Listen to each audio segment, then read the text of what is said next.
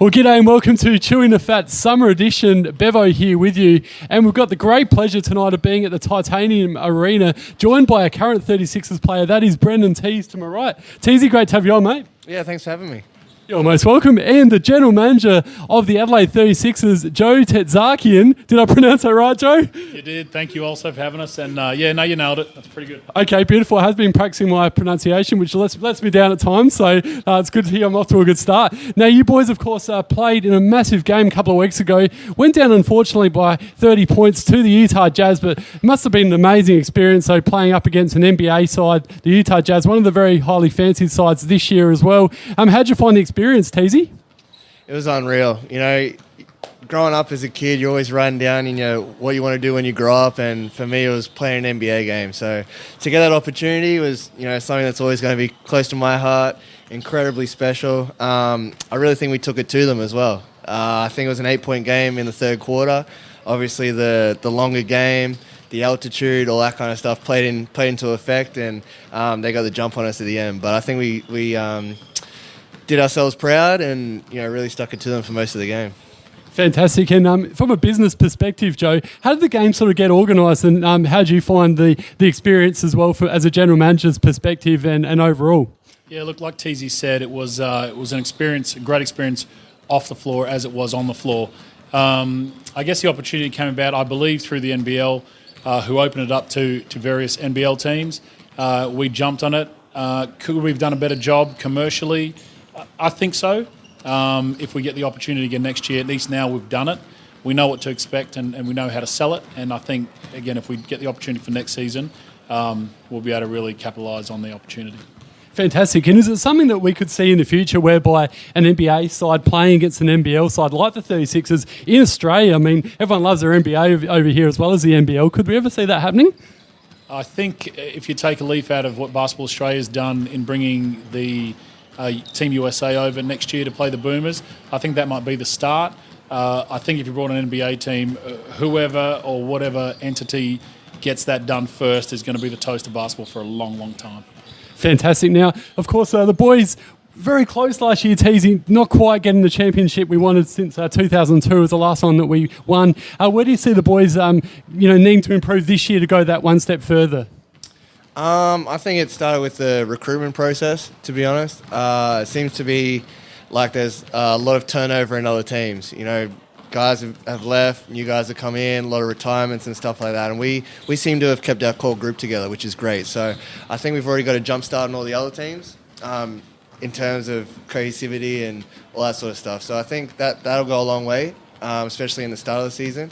Other than that, I just think that everyone's had a taste for it now. We've had a taste for finals fever, I guess, and it's kind of like a little burn in your belly that you kind of want to get back there and you want to do one better. So I think just that, lighting the fuel in everyone's belly will go a long way as well.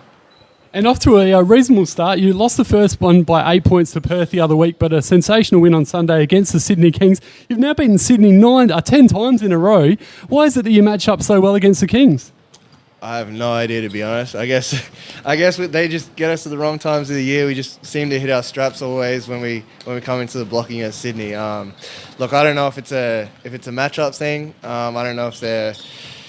Yeah, to be honest, I don't really know what it is. But like you said, I didn't know that it was 10 in a row. I think they've thrown a couple away to us too that they might think they should have won. So.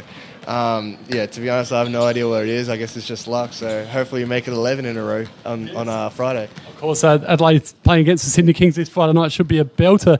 Now, Big Joe, of course, you've mentioned, off air that you've got a pretty big relationship with Joey Wright, and both you boys are involved with the Gold Coast Blaze back in the day. Is that how you found yourself at the Adelaide 36ers? Yeah, look, I think Joe and I worked together at Brisbane with the Bullets for 9 years, previous to the Gold Coast Blaze for 4 years. And while we were at Brisbane, that club folded, and then Gold Coast folded. And then I think when Joey ended up coming here, people were a bit scared to connect us both together again for the better sake of Adelaide. So I went and worked at Basketball Queensland and then Darwin Basketball for a few years. And then I was very, very lucky to have the CEO at the time come up to Darwin and throw a few ideas my way, and luckily I was here a few years ago, so it was very good to link back up with Joey, and obviously guys like Teasy and that, who basically grown up together. from Queensland, and it's good. It's a good relationship.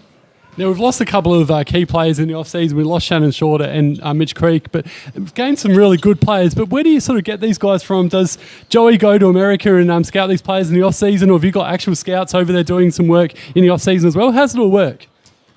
Joey has a massive network at his disposal. He could find players without having to go to the States. I think the reason he does that is to get a feel for the player as a person, rather than more than as a basketball player, because you can fix a poor free throw or poor defense, but you can't really fix a bad attitude. So he goes over there to find people first, and players second. So yeah. Okay, he's doing a great job, of course. The last few years have not quite had that success we wanted to, but certainly right up and about, that's for sure. Now, boys, just to finish on a bit of a lighter note, the Bachelorette is well and truly causing controversy around Australia at the moment. We're talking a bit about this off-air before, but I'll ask you firstly, Joe, who of the 36ers would be a bit of a candidate for the Bachelorette if he was to be on the show? Look, I'm going to probably get ourselves into trouble, but Teys and I both said Jack straight off the bat. But we have a team of married men pretty much. So I think the next candidate would probably have to be Harry, I think. Okay. So I'm going to have to go with Harry. Watch out for Harry, yep. What about yourself, Teysy? What do you think? I don't want Big Joe to sell himself short. I mean, have a look at the guy. He's putting in the hard yards. He's looking good these days. So I reckon, what is it, Channel 10? Channel 10, give him a crack. Yep. Keep an eye out for this great man. Beautiful.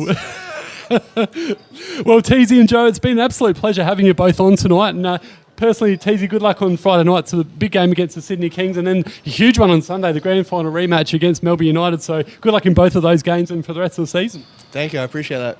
You're most welcome. And Big Joe, congratulations on everything you've done with the club the last few years. And as we've mentioned before, the NBA is certainly an exciting thing that you've done. And let's hope there's more of those games in the future and maybe even a game in Australia. So thanks so much for coming on as well. Appreciate it. Thanks for having us.